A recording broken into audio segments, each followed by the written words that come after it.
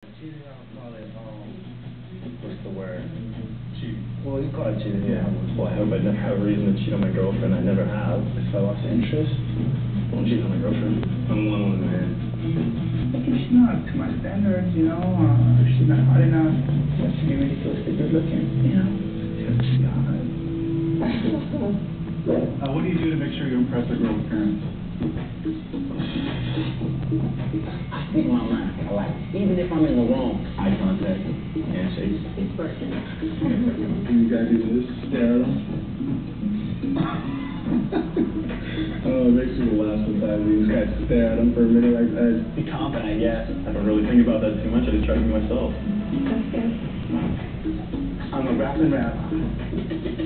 See, I didn't name it. Miranda Verabena Mellis. I'm a chef. We have a buzz. Why should we pick you to date our daughter? Because I'm smooth. I'm not sure. I treat my girls right. I'm not a player. I'm just an all-around nice guy. Good answer. Well, because her boyfriend's a bum, I guess, from what you guys said. I think I'm just a nice guy. You seem very nice. I guess my sexy body. Republican.